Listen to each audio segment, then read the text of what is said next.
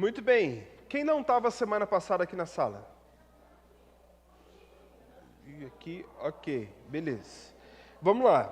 O que a gente está, então, tratando nesse capítulo? Se você está acompanhando pelo livro, nós estamos no capítulo 3, juntos do nosso livro, tá? E aí, a gente está considerando, então, o que a Bíblia fala, especialmente o que Jesus trouxe para nós a respeito do que é a igreja. E aí, dentro dessa dinâmica que nós vimos, nós chegamos na dupla natureza, digamos assim, da igreja, que é a igreja institucional e a igreja orgânica. E a gente gastou a nossa aula toda da semana passada para a gente tratar a respeito da igreja institucional. E por quê? Porque na maioria das vezes a gente tem um certo preconceito com essa igreja institucional ou então o organizado. Esse é o organismo e a organização, né? Obrigado, Raí.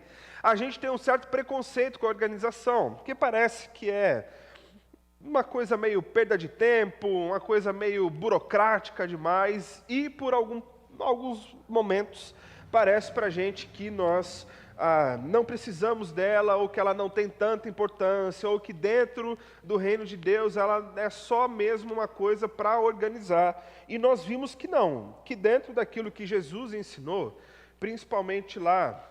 Mateus, faz favor para mim, já que você está aqui, liga só um pouquinho o ventilador. Podemos ligar, gente, o ventilador só para circular o ar? Está ficando quente já, né? Por favor, Mateus. E aí, então, nós vimos que Jesus trouxe especialmente lá para Pedro e depois para a instrução da igreja como um todo, essa importância da igreja como sendo o meio pelo qual nós validamos ou não aqueles que são crentes de verdade, aqueles que são, de fato, mestres de verdade, os que são aproveitadores, enfim, aquela coisa toda. Se, por um lado, essa igreja ela foi importante e também foi ensinada, foi instruída pela pessoa de Jesus, nós vemos que essa igreja agora chamada orgânica ou organismo, ela também foi instituída por Jesus. E é até mais fácil da gente entender, né? Na verdade, porque essa igreja organismo ou a igreja orgânica é o que na maioria das vezes nós estamos acostumados a viver. Nós entramos nessa dinâmica, né? Obrigado, Mateus. Ô Dani, por favor. Eu já não consigo mais dar aula sem café, gente. O vício está me dominando de novo. Orem por mim, por favor. Muito obrigado, meu querido. Olha que exemplo de menino, né? Ele me deu o dele, olha só. Obrigado, viu, Dani? É nóis. Então, a gente está acostumado a viver essa dinâmica da igreja organismo, organização, e parece até meio óbvio falar disso. A igreja orgânica faz coisas de igreja, não é? E o que são coisas de igreja? A gente viu semana passada, inclusive. Me ajudem aí. Pelo menos 3 características do que nós fazemos como igreja. Como? Pregar o evangelho. Muito bem. Enquanto igreja nós pregamos o evangelho, certo? O que mais? Celebração. Muito bem. O culto como um todo, né? Ele é construído para que a gente chegue, na verdade, à presença do nosso Deus, celebrar o nosso Deus, tudo que Ele fez, faz, fará por nós. E isso é muito importante. Nós estamos na igreja para celebrar, não é só para ficar vendo o que está acontecendo, né? É aquela famosa distinção entre prestar um culto e ir assistir o culto. Assistir o culto você faz igual você assiste um show, igual você assiste futebol, igual você assiste NBA, as Olimpíadas de Inverno. Assistir, você assiste qualquer coisa. Mas quando nós estamos aqui, nós nos reunimos para todos nós prestarmos o nosso culto a Deus. Não é isso? Amém, gente? O que mais? Terceira característica. Digam aí uma. O que a gente faz enquanto igreja? Como? Testemunho de vida? Sim, também. A gente faz isso mais individual, né? Os que compõem a igreja. Mas quando a gente está junto, o que a gente faz que nos caracteriza como igreja? Oramos, boa Miriam, nós oramos juntos também. É isso. Isso nós fazemos individualmente, mas quando estamos juntos também, a Bíblia nos instrui em vários momentos dessa chamada oração comunitária, né? Porque é feita em comunidade. Então essas são marcas daquilo que nós fazemos como a igreja orgânica ou a igreja organismo. É mais fácil da gente encontrar e é mais fácil da gente discernir. E aí, quando a gente vai dividir então, ou entender melhor o que é essa igreja organismo ou orgânica de forma geral, a gente entende que é a simbolização do corpo de Cristo, que está vivo não só espiritualmente do próprio Jesus, mas a igreja local, como uma igreja que é viva, e ela está em ação na comunidade chamada local, certo? A comunidade da igreja local. Isso aqui que a gente vai ver. O que faz uma igreja ser uma igreja local? Localidade. Uma localidade, muito bem. Sim, Lourdes. Somos membros, nós os membros, Deus escolheu cada um, e nós somos o corpo de Cristo, né? Somos o olho, a cabeça, a orelha, e a cabeça, Deus é quem comanda a cabeça, o corpo não comanda a cabeça. A cabeça comanda o corpo, muito bem. O que mais? Uma localidade, o Dani falou. O reino de Deus é um único, todas as igrejas aí, todo o povo de Deus, e a local se refere ao corpo numa localidade específica, uma unidade específica. Muito bem. A união de todos em um lugar específico, né? A localidade. Vamos refinar mais um pouquinho essa resposta aí? Podemos dizer que a igreja local é uma igreja que também, né, institucional, funciona como um organismo, mas eu acho muito interessante uma frase que eu não lembro nem de que teólogo foi que eu li, que ele diz que a igreja local, ela se faz diferente porque ela simplesmente tem um endereço. É o endereço pelo qual ela se reúne.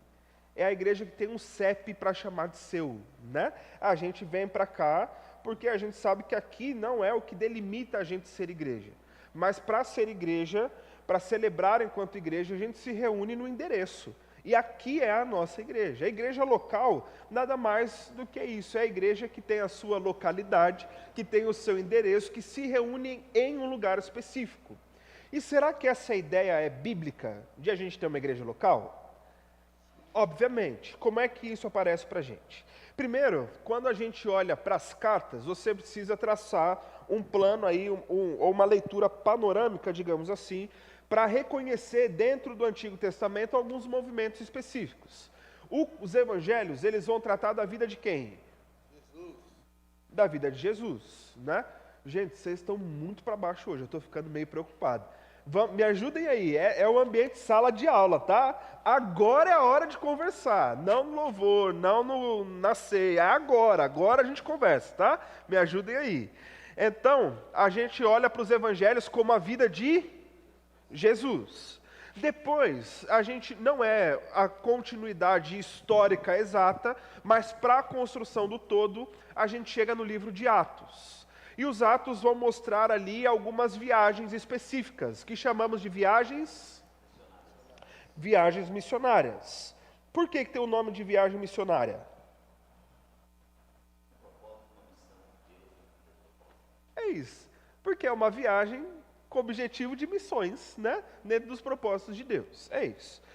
E como fruto dessas viagens missionárias, começaram a surgir então as igrejas. E aí são igrejas, sim, com aquela ideia institucional, com a responsabilidade diante de Deus na administração das questões da igreja como um todo, mas também são igrejas locais. Não era assim, a igreja para a igreja. Igreja, que igreja? Qual igreja é que eles estavam falando? E aí, os começos das cartas, existem várias, mas a gente só vai olhar para 3 aqui, tá? Primeiro, em Romanos, quando Paulo vai escrever, ele faz ele coloca o endereço para a carta onde é que ela tem que chegar. E ele vai dizer a todos os que estão em Roma, são amados de Deus e chamados para serem santos. A vocês, graça e paz da parte de Deus, nosso Pai, e do nosso Senhor Jesus Cristo. Ou seja, se ele está encaminhando uma carta diretamente a Roma, que não só no CEP da carta para o carteiro do primeiro século de Roma ia fazer sentido, mas sabendo onde é que a carta ia chegar, significa que tinha uma igreja que se reunia com um endereço fixo em Roma. Depois, como não é a única, mas dentre outras tantas, Paulo, Silvano ou Silas, dependendo da sua tradução, e Timóteo, a igreja dos Tessalonicenses. Em Deus Pai e no nosso Senhor Jesus Cristo, a vocês, graça e paz da parte de Deus e de nosso Senhor Jesus Cristo. É a igreja de quem? Que isso, hein? A senhora entendeu já o objetivo. É a igreja de Jesus, mas que se reúne aonde? Em Tessalônica, a igreja dos Tessalonicenses, aquela cidade colocada ali. E há um outro texto que mostra para a gente uma reunião de igrejas locais. Então tinha a igreja de Roma, tinha a igreja de Tessalônica, mas Paulo, quando vai escrever aos Gálatas, ele está colocando lá, e todos os irmãos que estão comigo, destinado às igrejas da Galácia. Aqui a coisa muda de foco, porque a Galácia não era uma cidade específica, mas quando a gente olha no mapa, você tem aí a ideia, pelo menos o mundo conhecido daquela época, do tempo bíblico, e aí você tem ali a Ásia chamada de Ásia Menor embaixo, você tem a Ásia expandida, tem vários outros lugares que aparecem para a gente nos textos bíblicos, e aí quando você olha para a Galácia, e ali Galátia, né, colocado bonitinho, e por que está em inglês? Não é para mostrar que eu sei não, porque eu também não sei. É porque os mapas a gente só tem lá da produção dos americanos, né? Então, olha só que quando a gente olha para a reunião, o lugar, região, aliás, da Galácia, a gente tem pelo menos 3 cidades colocadas ali como um todo. Então, Paulo está escrevendo para aquela localidade, as igrejas que estão reunidas na Galácia. Em outras palavras, há igrejas locais reunidas em uma região específica. Aqui a gente entra num ponto, numa discussão histórica. Por quê? Porque há uma pequena divergência entre alguns estudiosos históricos de para onde foi que Paulo escreveu. Porque essa região aqui embaixo, está aparecendo ali não? Dá para ver? Legal? Essa aqui é a Galácia chamada Galácia do Sul. Você passa uma linha, a outra região aqui é a Galácia do Norte. O que muda? Muda que dentro dessa esfera de lugar aqui como um todo, a Galácia do Sul era composta por um tipo de pessoas e a Galácia do Norte por outro tipo de pessoas. Por quê? Porque durante as perseguições, a expansão do Evangelho, em meio às viagens missionárias e às perseguições estabelecidas na época também, você tem dispersões de público para lugares específicos. Então, você pega um grupo de judeus, por exemplo, e eles vão se dispersar geralmente juntos para uma localidade. Então, a Galácia do Sul, ela foi aí cheia, né, habitada por judeus fugindo de perseguição, e os cristãos também, que fugiram da perseguição como um todo. Na Galácia do Norte, o público era outro, é diferente.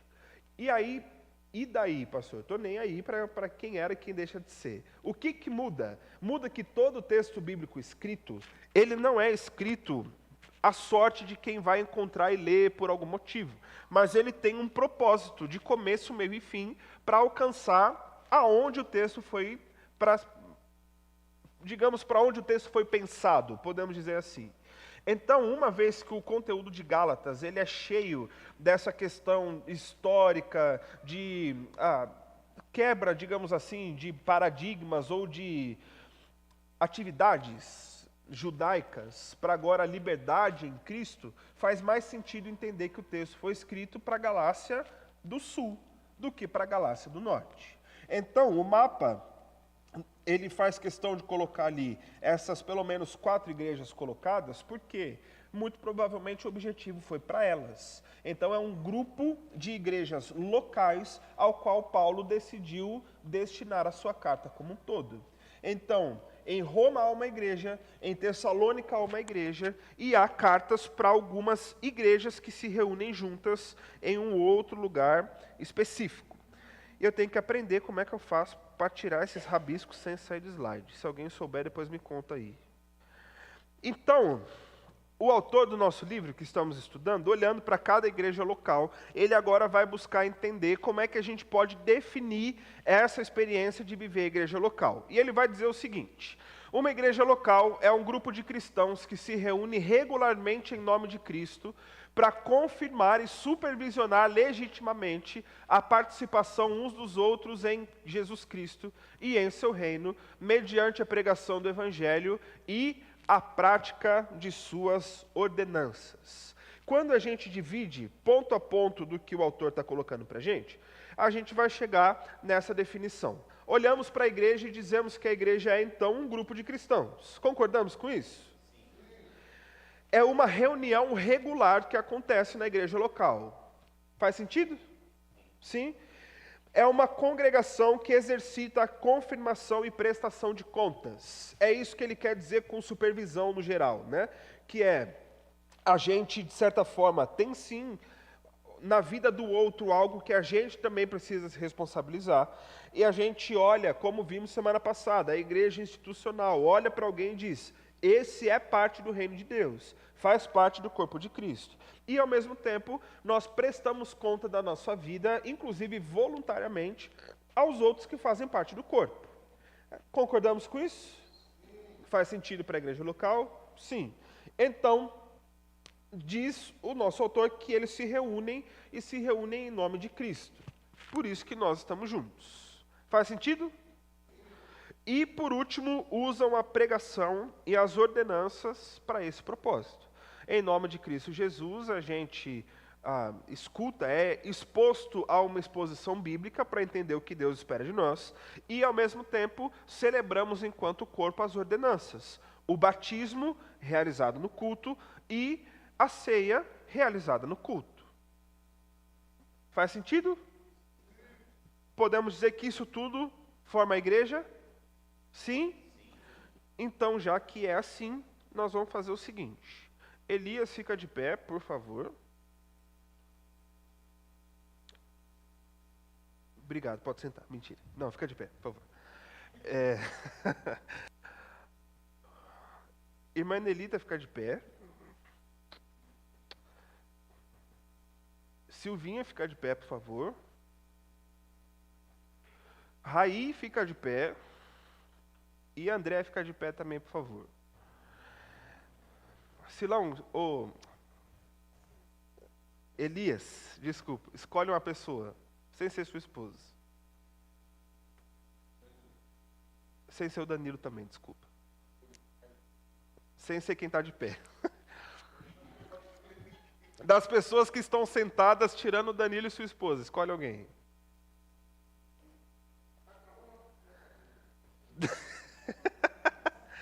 Seu nome, mano? Arthur, chega pra cá, Arthur, por favor. Elias, vem aqui pra frente. Por favor. Manelita, escolhe uma pessoa sem ser o Danilo. Mansocorro. Qual das duas? Já está aqui, muito bem. Então pode ficar nesse cantinho mesmo. Silvinho, escolhe uma pessoa. Segunda, Socorro. Bom, para ver que a disposição de andar está curta, né? Vamos lá. André, escolhe uma pessoa, por favor. O Bruno, muito bem. Vai lá, Brunão, senta ali. Raí, escolhe alguém. Stephanie, muito bem. Mais uma pessoa, sem ser sua esposa e Danilo. Não. Café com leite. Soninha, vem para cá, Soninha. Manelita. Mais uma pessoa.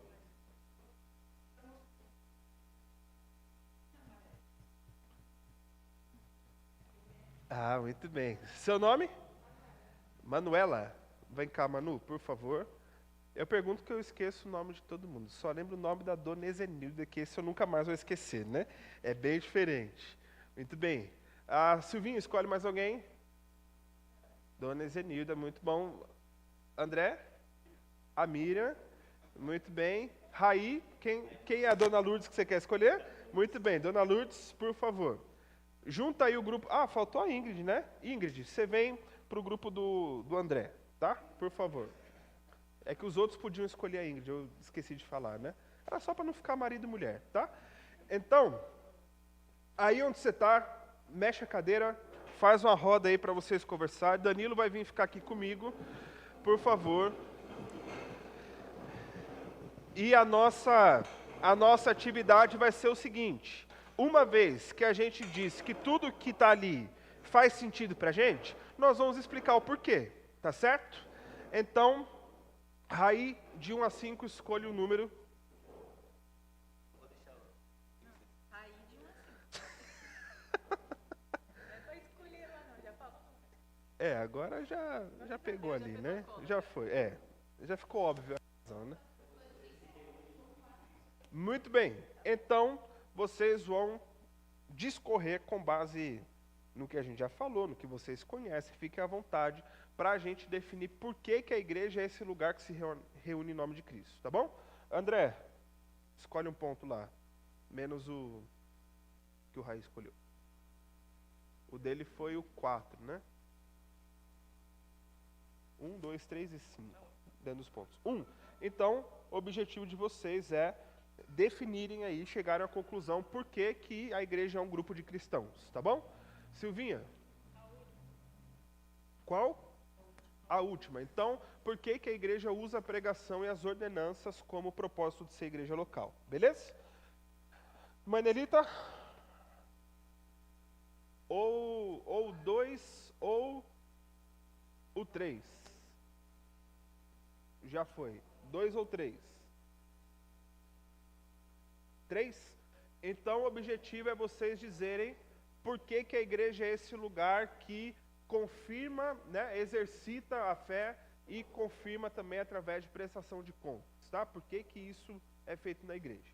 E vocês, meu povo, por que é que a igreja precisa ser uma reunião regular? Tá bom? Por que isso faz a gente ser igreja? Tá bom?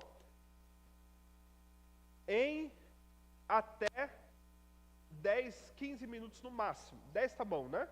Em até 10 minutos para a gente chegar a uma definição e compartilhar depois, beleza? Vai lá. O Danilo é o tio monitor que pode ajudar se precisar, tá bom? Você chama ele aí.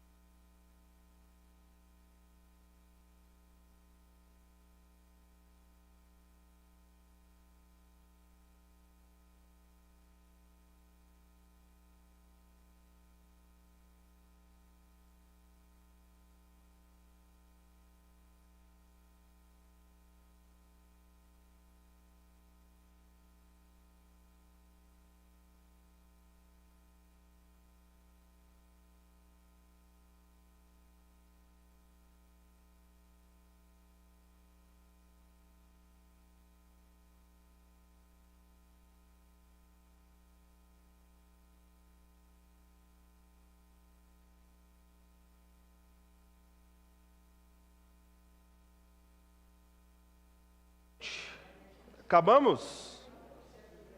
Acabamos? Sim? Beleza. Quem ficou com o primeiro ponto? Raí, escolham aí. Já escolham aí, gente. Quem é que vai apresentar pra gente, tá? O Arthur. Tá fugindo já, né? De graça, assim, né?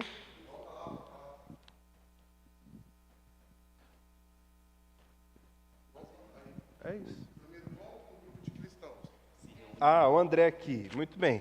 Digam aí, gente, por que que a igreja local é um grupo de cristãos?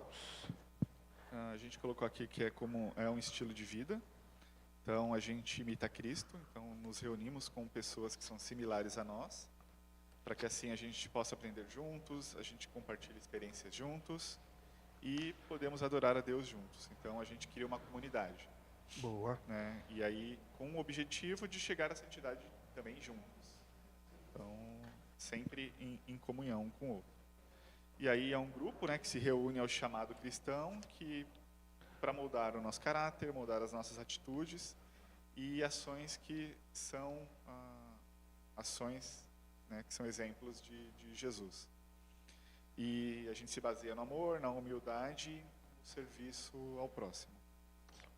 Então, em resumo, não se trata alcançar a perfeição, né, mas ser um processo contínuo de santidade, para que dia a dia a gente vai se parecendo a mais com Jesus e buscando, né, e amparado pelo Espírito Santo. Muito bom. Palmas para o grupo 1, gente. Muito bom. Obrigado, gente. Segundo ponto, por que a igreja é uma reunião regular? Por que a gente tem que se reunir como igreja para ser igreja? Vamos lá. Vai lá, Elias. A igreja tem que se reunir em propósito único e comum, e todo mundo está conectado com Deus, independente de ser na igreja ou na sua casa. Em específico, aqui a igreja tem os cultos às quintas-feiras, aos sábados, às vezes das mulheres, terça-feira dos homens, ou os domingos também serve. E a gente está focado no único propósito, que é Deus. É isso. Isso funciona. Eu pergunto aí. Que eu perguntei. É isso? Muito bom. Mais alguma coisa? A igreja tem uma reunião regular por conta que eu acho que nossa rotina, nossa semana, a gente dedica um tempo a Deus. Sim, boa. Manter isso como algo, não uma obrigação, mas algo que você tem que ter constantemente, se torna uma reunião regular. Boa, muito bom. É isso aí. Palmas, gente, para eles. Muito bom. Dedicação de um tempo exclusivo para isso. Muito bom. Obrigado, gente. Por que, irmã Enelita, que a igreja, então, é uma congregação que exercita essa confirmação e a prestação de contas voluntária uns aos outros? Então, para começar, no nosso entendimento aqui, no meu entendimento, nós somos um grupo de pessoas separadas, escolhidas. Por isso, Deus deu um ponto aqui de estratégia para que a igreja se reúne, a igreja se convertem, se conversam e entende um ao outro. Nesses grupos aqui, a gente acaba conhecendo melhor um ao outro, como nós conhecemos a irmãzinha aqui, né? Agora, já conversamos bastante, já nos conhecemos.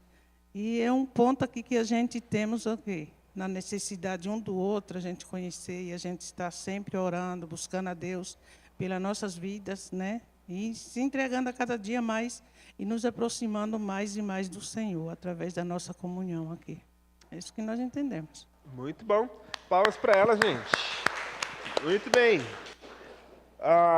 Por que nós nos reunimos, então, em nome de Cristo enquanto igreja? Porque o Senhor Jesus Cristo, Ele é único e suficiente Salvador. Foi Ele que morreu pelos nossos pecados e nós nos reunimos para louvar e exaltar o nome dEle, para glorificar o nome dEle. Porque Ele nos amou, ainda que nós fôssemos pecadores, Ele nos amou. E Ele morreu por nós. E nós precisamos estar sempre com o nosso coração agradecidos a Ele, a Deus, nosso Pai, e ao Seu Filho amado, que tem derramado o seu sangue e feito tantas coisas boas para nós. Por isso que ele diz em sua palavra, né? Terás vidas e terás com abundância, porque você creu no Senhor. Você está com sua vida alicerçada nele.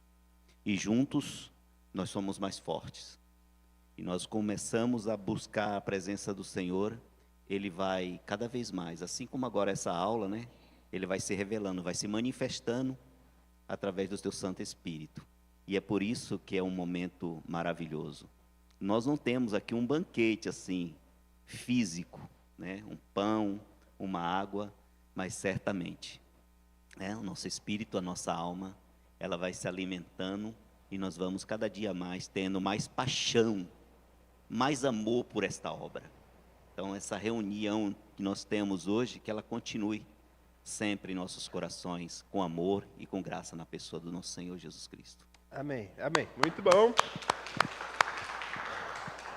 O banquete físico é semana que vem, café da comunhão, 9 horas antes da aula. Muito bom. E aí, meninas, por que então...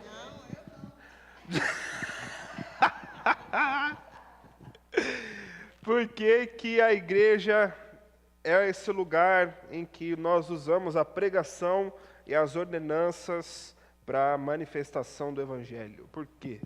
A gente usa a pregação para entender a palavra de Deus, que é de Cristo, né? E através da pregação a gente aceita Jesus como único, suficiente e salvador.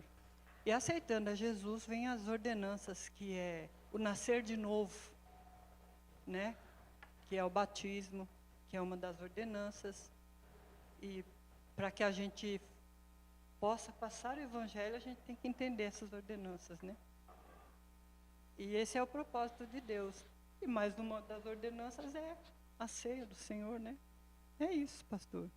Muito bom. Esse é o propósito. Tivemos a ajuda do universitário Danilo. Aí, ó. Isso foi bom, porque eu já não lembrava mais das ordenanças. Mas realmente a gente tem que nascer de novo para depois a gente aceitar o batismo. Tá? É isso. Muito bom. Palmas também para elas. Muito bem, gente. Vocês querem ficar assim? Querem voltar para o lugar? Escolham aí. Vamos ficar assim mesmo? Então tá bom. Então vira aqui para o tio para a gente continuar. Uma vez que essa é então a igreja e essas marcas nos fazem igreja, tem uma coisa que todos vocês falaram e que faz todo sentido, que é a aplicação desses pontos não a uma instituição. Pode voltar aqui com seu marido, não tem problema não, pode vir. Porque é isso. Tanto a instituição quanto esse organismo, igreja como um todo, ele faz aplicação, faz sentido quando nós entendemos ou relembramos, ou como você quiser chamar, de que a igreja é um grupo de... Isso, que são... pessoas. Também, tá certo, é isso aí. Então, isso tudo, entender o que é a igreja, leva a gente agora a considerar o que é a membresia da igreja. O que é que formam os membros desse corpo, então, tá? Primeiro, quem são os membros que fazem parte dessa igreja? É a gente, todo mundo junto, reunido aqui. É isso que faz a gente ser igreja como um todo, tá? Então, olha só, à medida em que eu reconheço uma igreja como uma igreja fiel, que declara o Evangelho, submeto minha presença e meu discipulado ao seu amor e acompanhamento. E ali só um ponto que, se você ler aí no livro, vai estar diferente, porque eu troquei supervisão por acompanhamento, é a ideia do autor, mas hoje, para a gente falar que alguém está supervisionando, parece que é um chefe, um negócio chato, né? Então, a ideia dele é acompanhamento. Sendo assim, à medida, então, que eu, como discípulo de Jesus, vejo uma igreja, conheço um grupo de pessoas que são fiéis na sua missão, em saber aquilo que eles são de fato, declaram o Evangelho publicamente, e outro lado é dizer que é de fato uma igreja, né? Então, eu submeto a minha presença, o meu discipulado, ao amor dessa comunidade e ao acompanhamento que eles vão ter comigo. Basicamente, ser membro de uma igreja significa isso. Entregar minha presença e a minha caminhada cristã a esse grupo de pessoas, tá certo? E então, essa frase do livro talvez seja uma das frases mais polêmicas e eu queria gastar só um tempinho com vocês para a gente entender ela. Tendo escolhido Cristo, o cristão não tem escolha, a não ser escolher uma igreja onde congregar. E aí? É isso mesmo? Sim. Ou não? Ah, mas eu não posso ser crente no quarto da minha casa, não? Nós não somos a igreja? É, eu não sou a igreja, eu sou a igreja. Pode até tentar não ir pra igreja, mas isso vai ficar te incomodando. Até tá lá, né? Mas isso aqui não é papo de pastor picareta, não? Que quer ver o povo dentro da igreja cheia para tirar foto e postar no Instagram? Sim. Não é? Também. É isso, não? Ou faz algum sentido isso aqui?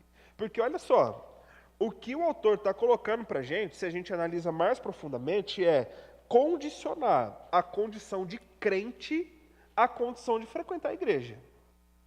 Se a gente fosse dissecar a frase no sentido contrário, a gente poderia dizer que quem não escolhe uma igreja para congregar não escolheu a Cristo. Ou seja, o grupo, a onda dos desigrejados, vocês conhecem esse termo, não? Dos desigrejados? Seria, então, a galera que não é tão crente assim, no fim das contas, né? Porque, e aí? É meio forte, né, essas afirmações todas. A gente lê assim, de um ponto de vista meio light, parece legal. Mas a profundidade do texto é justamente isso. Se a gente escolheu a Cristo, a gente então não tem outra escolha a não ser escolher uma igreja. E aí então, por que a gente tem essa frase como uma frase verdadeira, no fim das contas, por mais dura que ela pareça? Porque discípulos de Jesus fazem parte de uma igreja. E não é porque eles querem passar tempo com pessoas que são legais. A gente é legal pra caramba, não é? Não é? Olha aí para quem está do seu lado e fala, você é muito legal. Vocês são muito legais. A gente é muito legal, né? Tá junto, a gente passar um tempo juntos é bom demais. A gente conversa, a gente bate papo, a gente joga sinuca, a gente joga bola, a gente toma um café junto, a gente faz tudo junto. É legal demais a gente estar junto. Como? Tira dúvida, conversa, joga aqui o board game, faz um monte de coisa legal. Você pedir a Stephanie colore seu cabelo também. Juntos, ela é muito legal. Todo mundo é muito legal para estar junto, não é? Mas a questão é que os discípulos não estão preocupados apenas com isso. O motivo da reunião não é por ser legal ou não, por ser gostoso ou não. O motivo é que nós somos, de fato, discípulos de Jesus. A prerrogativa em ser discípulo é estar condicionada a saber que nós precisamos viver em igreja. Não é porque alguém inventou, mas é porque o dono desse negócio todo de ser mestre dos discípulos e ser o cabeça da igreja foi quem definiu que isso acontecesse. Então, ser membro de uma igreja não tem a ver com uma escolha voluntária de olhar e dizer, eu vou me comprometer com um grupo de pessoas simplesmente porque eu acordei querendo fazer isso. Se a gente for lá na raiz das coisas, eu volto a insistir que esse negócio de ser igreja só é possível que o Espírito Santo de Deus habite em nós. Que senão seria a maior loucura do mundo. Que pensa aí, você acordar um belo dia e pensar, eu vou comprometer todos os meus domingos com um grupo de pessoas a estar com eles. Em uma época em que a gente tem pânico de assumir compromisso, em que dá um tapa na minha cara, mas não me faz me comprometer com nada. A gente escolher voluntariamente um compromisso fixo, semanal, só pode ser um negócio de Deus. Além disso, eu me comprometo com a minha presença. E no fim das contas, ter a presença no meio da igreja dá trabalho. A gente tem que acordar um pouco mais cedo, a gente tem que se arrumar, a gente precisa, às vezes, escolher entre um passeio, uma coisa do tipo, e estar na igreja, ou então assistir o jogo de futebol. Para um palmeirense roxo feito eu, abrir mão da semifinal do Campeonato Paulista, que vai começar exatamente na hora do culto, dá trabalho. O Corinthians, mais uma vez, nos encheu de alegria. Foi eliminado, graças a Deus. E então vai ter o jogo hoje. Você acha que o diabo não vem na minha cabeça, não? Põe o Danilo para pregar. Coloca o Luiz para pregar domingo.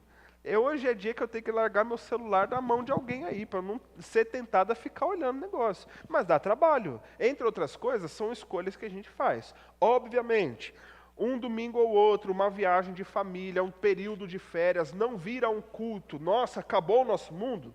Óbvio que não. Mas uma coisa é de vez em quando.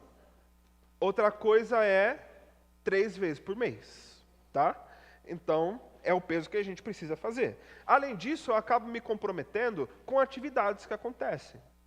Então, tem um encontro de homens na terça-feira à noite, que eu trabalhei a segunda-feira, que é o pior dia, né, do começo aí para sair de casa. Eu trabalho a terça-feira o dia inteiro, eu saio do meu trabalho, vou vir para cá para encontrar um bando de homem, para quê? Vou nada, vou para casa dormir, né?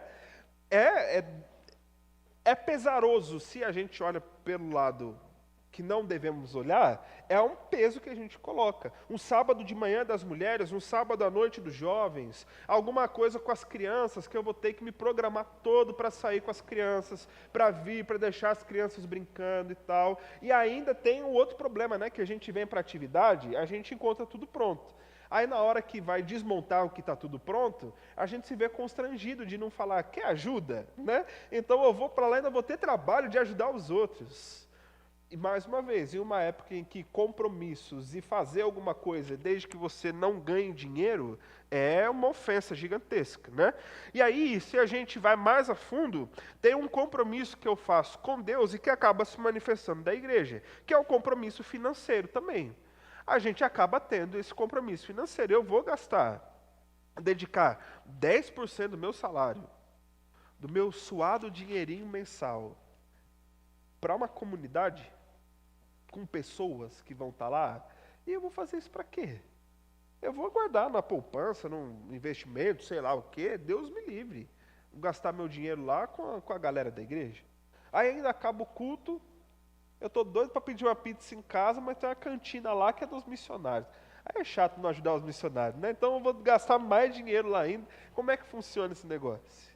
Então, a questão toda do reunir-se como igreja, se a gente não tem esse encontro verdadeiro com Cristo e a gente tem a certeza absoluta que a nossa condição é de discípulos, não tem como a gente desenvolver prazer por ser da igreja se a gente não tem prazer em ser dele primeiro e depois fazer parte de uma igreja. Porque o contrário de todos esses pontos que parecem ser negativos, ele também acontece quando nós temos prazer de estarmos juntos e prazer de sermos parte do povo de Deus. Porque uma vez que Cristo Jesus me traz alegria, sua palavra me traz ânimo, está no meio de gente que é gente de Jesus tanto quanto eu, não tem outra coisa melhor para mim. Gastar o meu tempo, tirar um pouco do tempo de descanso, investir tanto tempo, quanto dinheiro, quanto serviço, quanto uma série de outras coisas, não é um peso, mas é um prazer, é uma alegria, é um privilégio. E por isso que as coisas de Deus, a gente na maioria das vezes não consegue explicar, porque parece que a gente só está perdendo. Mas no fim das contas, a gente só está ganhando com esse negócio de ser igreja. Então não é necessariamente uma escolha que eu acordo pensando, nossa, que legal, me comprometer em uma série de esferas da minha vida. Mas, uma vez que nós obedecemos a Deus em amor, a gente olha para a igreja com esse olhar de prazer e acorda pensando, que bom que hoje é dia de estar com a igreja.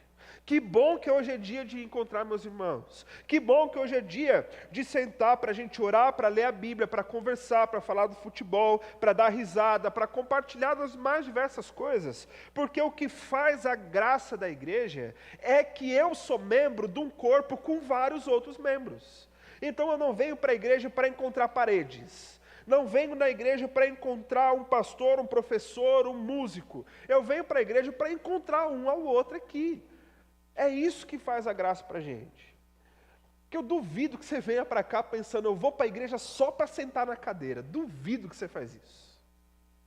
Eu vou para a igreja só para tomar um cafezinho depois da aula. Eu, talvez, né? Mas vocês, eu duvido que seria só para isso. Eu vou para a igreja só para subir a rampa. Depois que eu subir a rampa, eu vou embora. Claro que não. A questão é esse compromisso enquanto pessoas. E olha só, isso é tão plano de Deus quanto todas as outras coisas. João 13, 34 e 35.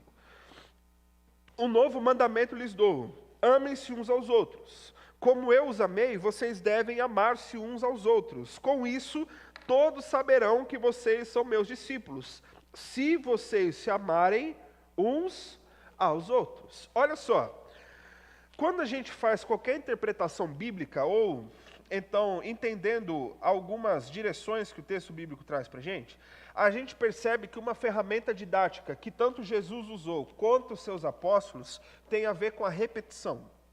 Quando se repete alguma coisa várias vezes, é porque aquela ideia é extremamente forte no que se quer passar. Tanto quanto o Novo Testamento, quanto o Antigo Testamento. Isso faz parte da linguagem dos judeus e hebreus ainda hoje. Então, quando Isaías vai narrar a visão que ele tem do trono de Deus, no capítulo 6, e que os anjos estão lá, aquela descrição meio, com todo o respeito e reverência do mundo, meio medonha, né, dos anjos com as aves e aquela coisa toda junto lá, ele vai dizer que eles estão em volta de Deus, dizendo que ele é santo. Santo, santo e santo.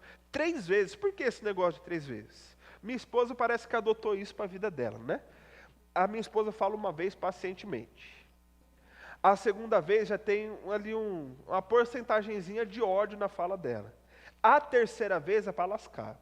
Ela não fala a quarta, ela só vai até a terceira vez. Aí eu já fico ligado. Quantas vezes que ela pediu isso? Porque senão a bichinha vai... Mulher, baixinha, as baixinhas sabem aí, né? Concentra, né, irmã Socorro? A braveza concentra naquele pedacinho ali, né? Então, a ideia do dizer 3 vezes é a ênfase direta. Não é que Deus é só santo, não é que Deus é bastante santo, mas Deus é santo pra caramba, é 3 vezes santo, entendeu? Essa que é a ideia. E quando depois Jesus... Oi? Aí, tá vendo? É muito santo, né? Então, a ideia no geral, quando Jesus está dizendo aqui, ele vai colocar o que é importante. Primeiro amem-se, depois, eu amei vocês, o verbo amar, portanto, vocês devem amar-se uns aos outros, e mais uma vez, se amarem. Então, a questão do amor entre o povo de Deus, o amor entre os discípulos de Jesus, para ele é muito importante. Mas não só isso, quanto a sua preocupação principal do destino do amor no geral, tem a ver isso aqui, ó, uns aos outros. Eu dou-lhes um mandamento, plural, que amem-se uns aos outros, como eu os amei. Já que eu os amei, então vocês é quem deve amar. E uns aos outros. Com isso, todos saberão que você, sozinho nessa casa, é um discípulo. Vocês são meus discípulos, com ênfase no plural. Se vocês se amarem, quem? Uns aos outros. Percebe a ênfase que Jesus está dando tanto nisso? A preocupação de ser um amor genuíno e verdadeiro, mas não apenas, mas sendo uns aos outros. E aí... há uma palavrinha grega que aparece em vários momentos, que é essa aqui, ó. Alelo. Eu não sei fazer o ômega. Sabe desenhar o ômega direito, Dani? Eu não sei, aquela palavra lá. Mas seria a tradução, é isso aqui. É alelo, que é essa expressão que aparece em toda a comunidade, que é a ideia de uns aos outros. Sendo uns aos outros, nada que em nome de Jesus. É você, Danilo, com o microfone aí? Tá amarrado. Aí, ó. Expulsamos, saiu. Fácil. Expulsamos, saiu. A ideia do uns aos outros é que nada que vem somente para mim satisfaz. Porque senão é só para mim. Nada que eu faço somente para o outro satisfaz também. Porque senão é só para o outro. Mas a comunidade de Jesus é isso, que eu faço para um, o outro faz para o outro faz para o outro, o outro faz para mim, e eu de novo faço para o outro, porque é a vida, sempre a vida dedicada um para o outro, um para o outro, um para o outro. Por isso a gente não é um grupo somente, mas como o André bem disse no grupo deles, nós formamos uma comunidade. E tem um acróstico, um professor meu escreveu um livro sobre isso, que eu não vou conseguir mudar aqui. Mas, quando a gente fala sobre... O demônio saiu de lá e entrou aqui agora, travou. Quando a gente fala sobre comunidade, a ideia é que nós temos tudo em comum, juntos uns com os outros, e por termos tudo em comum, nós agora formamos uma unidade. Isso aqui foi o erro, tá? Nós formamos uma unidade juntos. Uma vez que todos temos algo em comum, nós nos unimos. E uma vez unidos, a vida agora muda de perspectiva. Agora o que interessa para a gente é tudo aquilo que tem a ver com Jesus, que espera que a gente ame uns aos outros. E à medida, então, que nós amamos uns aos outros, nós temos tudo dentro dessa divisão, uns aos outros. Eu mando vocês, amem uns aos outros, porque amando uns aos outros, vocês então vão demonstrar o amor que eu dediquei a vocês, e todo mundo vai saber que vocês são meus discípulos, não porque vocês vão postar dizendo que são de Jesus, mas porque vocês amam uns aos outros. Simples assim. Dá para ser igreja sozinho? Inclusive, o evangelho como um todo é um convite para a gente viver em comunidade, né? Claro. O próprio cumprimento das ordenanças, que é o próprio batismo, envolve a confissão pública de fé, confessando e a simbologia de morrendo para o mundo e né, vivendo para Cristo, é uma confissão pública. A gente tem a ceia do Senhor. Não tem como você fazer uma ceia sozinho. Então, é sim uma união, um ajuntamento dos discípulos de Jesus ali perante o Senhor. Né? E até Filipenses também a gente encontra que Paulo vai escrever, considerem o seu irmão superior a você mesmo. Os seus Né? próprios desejos. Exatamente. Então, o evangelho como um todo é um convite para a gente viver em comunhão, né? Em igreja. É isso, perfeito. E olha só como outro texto que João escreve agora na sua carta, piora ainda a situação do que a gente está vendo. Se afirmamos que temos comunhão com Ele, mas andamos nas trevas, mentimos e não praticamos a verdade. Se, porém, andamos na luz como Ele está na luz, temos comunhão uns com os outros. E o sangue de Jesus, seu Filho, nos purifica de todo pecado. Olha só, vou rabiscar mais um pouquinho. Se afirmamos que temos comunhão com Ele. Ele significa Jesus.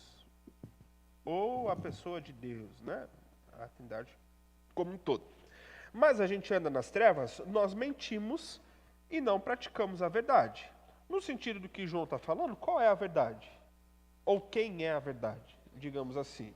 É o próprio Jesus. Agora, olha só. Ele vai dizer que se, porém, andamos na luz, como Ele, mais uma vez, está na luz, temos comunhão agora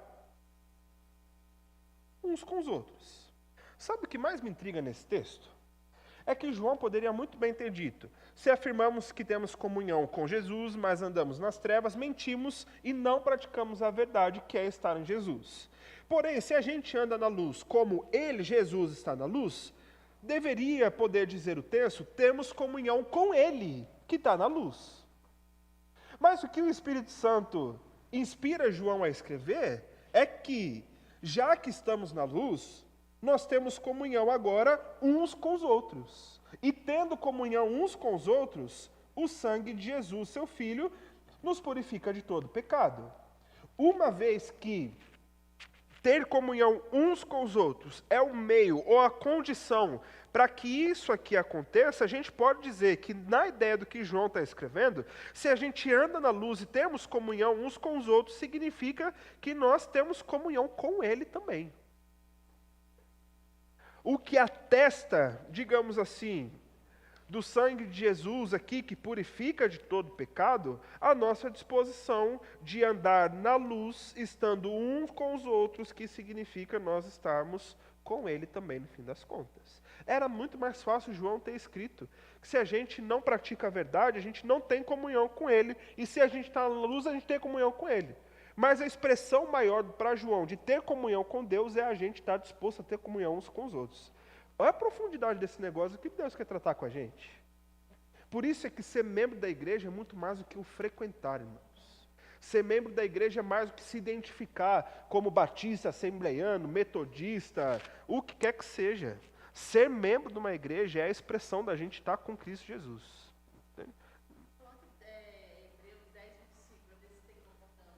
E agora eu não vou conseguir. Será que eu consigo? Agora a irmã me desafiou.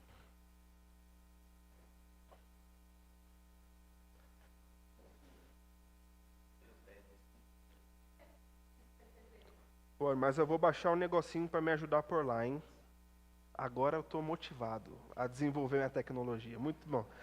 Vai, Raí, por favor. Não deixemos de congregar-nos, como é costume de alguns. Antes passamos a demonstrações, e tanto mais quanto vedes que o dia se aproxima. Muito bem.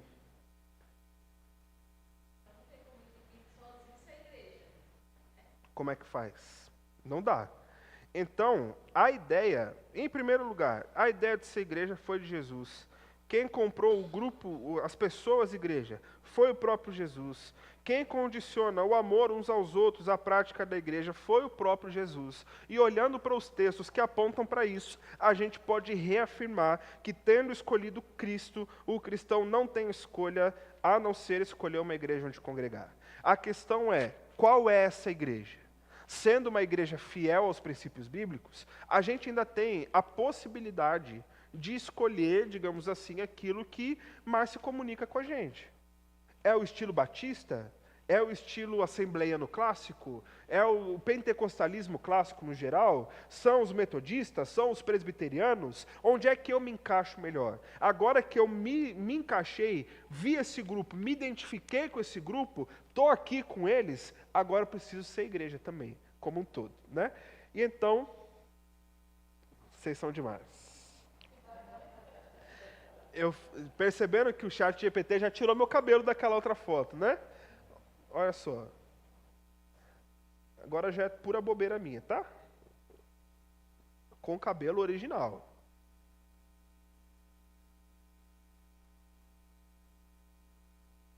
Fiquei mais bonito como? Tá melhor assim, né? Pois é, estão me comparando muito àquele ator, Vin Diesel, vocês conhecem? Estão falando que eu tô a cara dele. Cada semana é uma comparação. É um negócio assim, sabe? E aí, Silvinha, me ajuda. Certo, gente? Ok? Fez sentido para vocês? É isso aí. Que Deus nos abençoe cada vez mais, então, a sermos igreja. Vamos orar? Obrigado, Deus, pela nossa manhã. Obrigado pelas nossas conversas, conclusões que nós chegamos. Obrigado pela bênção de nós sermos igreja e nos encontrarmos como sendo igreja do Senhor, Pai. Obrigado pelos irmãos que o Senhor nos deu. Obrigado pelas possibilidades que o Senhor nos dá de nos reunirmos como teu povo. E nós te agradecemos, porque ser igreja é um plano do Senhor. E quem viabilizou foi o próprio Senhor na cruz, Pai. Por isso nós te agradecemos e pedimos que o Senhor nos ajude a continuar encontrando como sendo uma bênção, uma alegria e um privilégio nós podemos estar juntos para celebrar ao Senhor em todos os momentos. Assim agradecemos ao Senhor em nome de Jesus. Amém. Amém. Já que a gente é igreja, então, dá um abraço aí. E quem está perto de você, que é igreja junto com você. Que Deus abençoe a sua tarde. E à noite vamos celebrar juntos.